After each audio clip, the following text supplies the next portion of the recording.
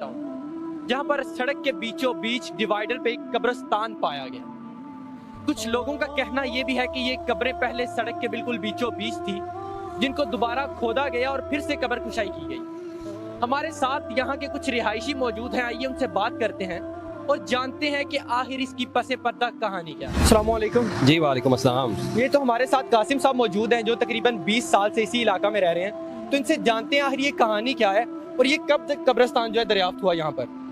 ये जी पुराना कब्रिस्तान है, ये कोई नया कब्रिस्तान नहीं है। ये कोई मलिक जवार डोगर हैं और उनके जो आबा अजदाद हैं मलिक अलादीन डोगर, ये उन्हीं का रकबा था सारा। ये रखखंबा की हदूद है, वापडा टाउन फेज़ 2 का इलाका है। ये तो इत्तफाक से ये रोड के हदूद के अंदर आ गया। तो उस वक्त चूँकि ये नंबरदार थे रखखंबा के, खंबा गाँव के ये जो डोगर हैं, और पुराने वक्तों में इनकी फैमिली में IG पंजाब भी रह चुके हैं, तो ये काफ़ी पहुंच वाली फैमिली थी। तो इन्होंने फिर गवर्नमेंट को उस वक्त रोक दिया था कि आप यहाँ से रोड नहीं गुजार सकते। तो इन्होंने फिर गवर्नमेंट ने ये किया कि एक तो सर्विस लेन को यहाँ पे थोड़ा खुला करके, तो जो कब्रें रोड के अंदर आ रही थी या सर्विस लेन में आ रही थी उनको वहाँ से शिफ्ट करके सर्विस लेन के हदूद में यहाँ ला के तो दफ्न कर दिया प्रॉपर तरीके से। जो एक इसका इस्लामिक तरीका होता है कि आप एक अलग से कब्र खोद के, तो जो कब्र की जो बाकियात होती हैं वो एहतराम के साथ उनको कवर करके। सर पहले इसमें पहले एक चीज़ मैं जानना चाहूँगा कि पहले क्या सिर्फ एक ही लाइन थी, एक साइड पे ट्रैफिक चलती थी क्या? ये पहले सड़क नहीं थी एक? सन 2000 में ये रोड एक भी नहीं थी, सिंगल भी नहीं थी।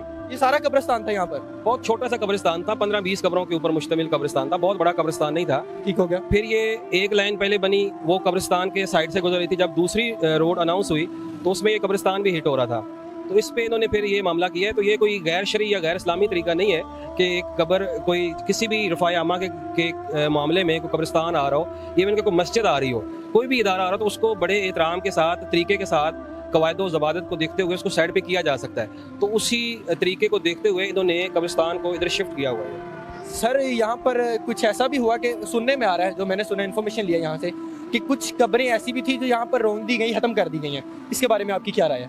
नहीं, ऐसा मैं नहीं समझता कि ऐसा है। अगर ऐसा होता ना तो ये काफ़ी जो ये फैमिली है जिनकी ये कब्रें हैं वो काफ़ी अप्रोच वाले हैं, तगड़ी फैमिली है, उन्हीं का ये सारा रकबा है, तो वो ऐसा होने ना देते। अगर हुआ भी है तो कम अज़ कम मेरे इल्म में नहीं है। एक और चीज़ आपसे जानूंगा मैं कि आपने कभी देखा है कि यहाँ पर कोई आके फातिहा कह रहा हो या इनके कोई वाली वारिस आते हैं यहाँ पर? हमारा तो एक ऑफिस का टाइम है, लिमिटेड टाइम, हम 12 बजे से रात शाम तक होते हैं, लेकिन ये यहाँ पे आते हैं अक्सर फैमिलियाँ, कोई फातह खानी भी करते हैं। आप ये देखें ना, फ्रेश इसके ऊपर ये इन्होंने लेप किया हुआ है। ये इसी मुहर्रम शरीफ में ये फ्रेश हुई है, ताज़ा कब्रें हैं, तो जाहिर है कोई ना कोई आते हैं तो ये अपनी जगह पे इनकी हालत बेहतर है कब्रों की। मैं सुनने में आ रहा है कि यहाँ पर एक बंदा भी उन्होंने अपॉइंट किया हुआ है जो इनका ख्याल वगैरह रखता है, क्या इसमें कितनी सच्चाई है?